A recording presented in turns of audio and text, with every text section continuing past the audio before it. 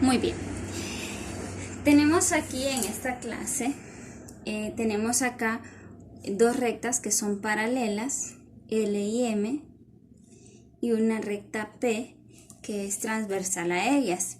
Vamos a ver qué tipos de ángulos nosotros podemos encontrar entre los cortes que hace la recta transversal en estas dos rectas paralelas. Entonces vamos a tener que si L es paralela a M y P es transversal a ellas, se cumple lo siguiente. Se cumple que, primero, existen ángulos llamados ángulos correspondientes. ¿Quiénes son los ángulos correspondientes? Bueno, los ángulos correspondientes son dos ángulos que están situados en el mismo lado de la recta transversal. Por ejemplo, el ángulo G con el ángulo C son correspondientes.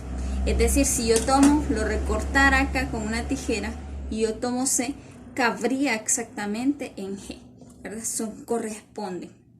Y eso significa que también son congruentes, es decir, que tienen la misma medida.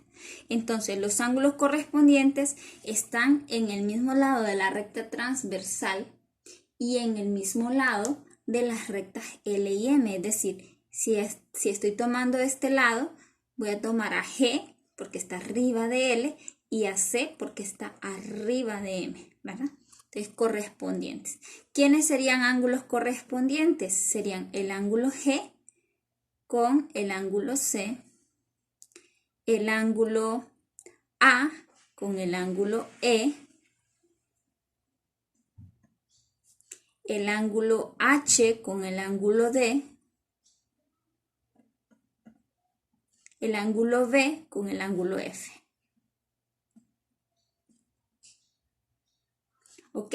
Y podemos decir que esos ángulos, esas comparaciones, esas relaciones nos dan ángulos congruentes. Es decir, el ángulo G es igual al ángulo C, el ángulo A es igual al ángulo E, H es igual al ángulo D y el ángulo B es igual al ángulo F. Es decir, que tienen la misma medida.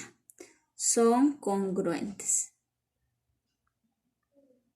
Si yo encuentro en una gráfica, encuentro ángulos correspondientes, entonces puedo asumir que estas dos rectas L y M son rectas paralelas. Muy bien, vamos con los ángulos alternos internos. ¿Quiénes son los ángulos alternos internos? Pues estos son dos ángulos situados entre las rectas L y M y en lados opuestos de P, en lados opuestos. Es decir, yo tengo acá están los ángulos que están dentro de L y M, son A, B, C y D, y que están en lados opuestos de la transversal. Por ejemplo, A es alterno interno con D. El ángulo A es alterno interno con D. También B es alterno interno con C, ¿verdad? De esta forma entonces tenemos, y A, el ángulo A, entonces también es congruente con D, porque tienen la misma medida, los alternos internos son congruentes. B es congruente con el ángulo C, ¿verdad? Vamos a ver entonces ahora los ángulos alternos externos.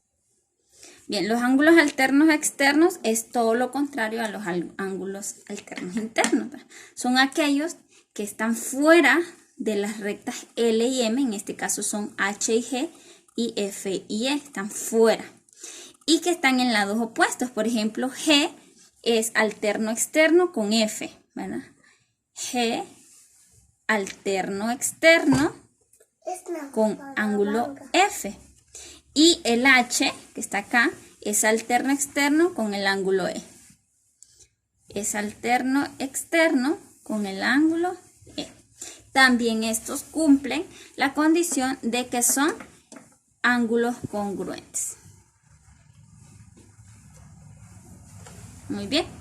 Ahora, ¿cuáles son los ángulos solamente internos? Los ángulos internos son aquellos ángulos que se encuentran entre las rectas L y M. Aquí hay 4. Son A, B, C y D. El ángulo A, el ángulo B, el ángulo C y el ángulo D.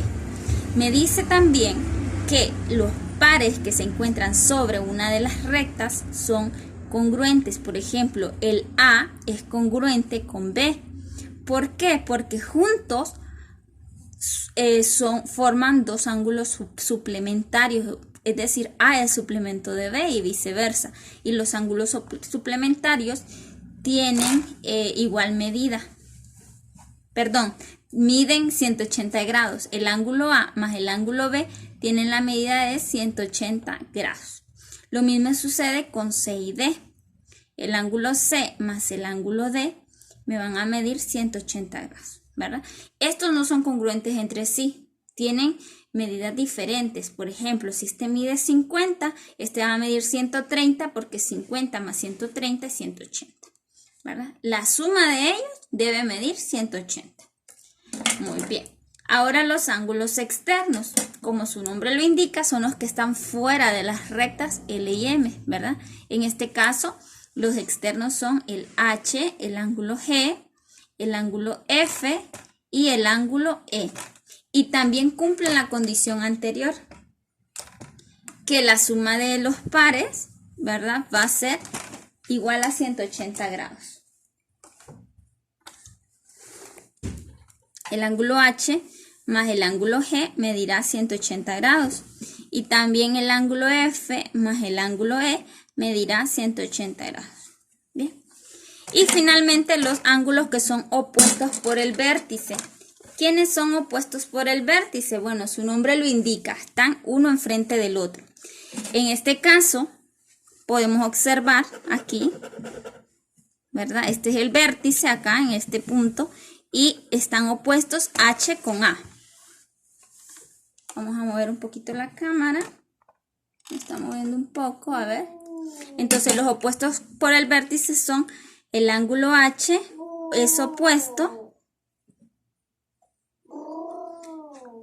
con el ángulo A. El ángulo G, que está aquí, mire, es opuesto con el ángulo B.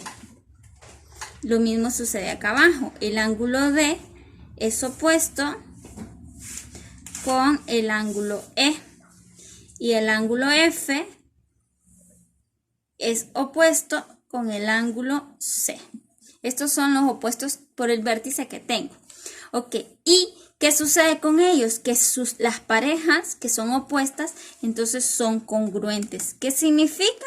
Que tienen la misma medida. Entonces así diríamos